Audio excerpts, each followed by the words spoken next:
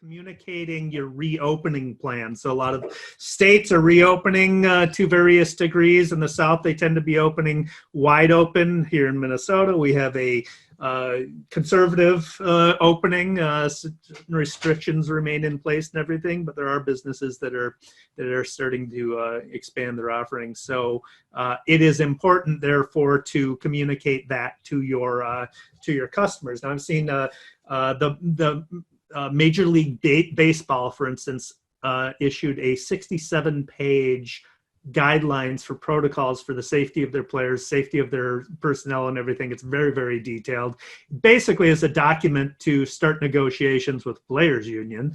But it's interesting in and of itself because it's very, very thoughtful about all the potential things that need to be taken into consideration for reopening.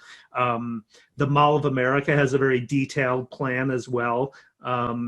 But most of what I've seen is just written documents and emails detailing what you're planning on doing. And you need to do that. You need to convince two audiences, your employees, that it's safe for them to return. So what are the plans and protocols and safety measures you're taking into consideration to make it safe for them?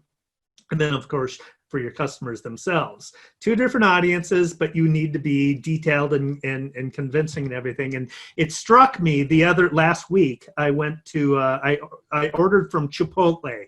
So on their website, you can place an order and then have it delivered or go pick it up. My Chipotle is just down the street. I can literally walk to it. So I went to pick it up.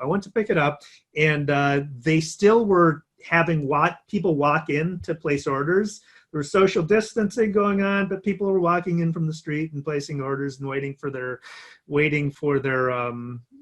order while it was being prepared, many of whom did not have masks on.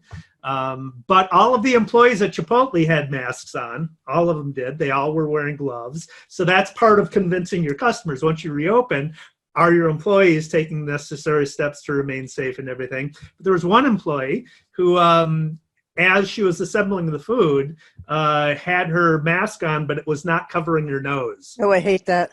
Yeah. So my mind's eye, I see thermal and a thermal outline of it, and every exhale is blowing these billowing clouds of COVID all over my food, right? So that's what I'm thinking. And then to make matters worse, she turns and barks some instructions to an employee, but she takes her mask off to do it.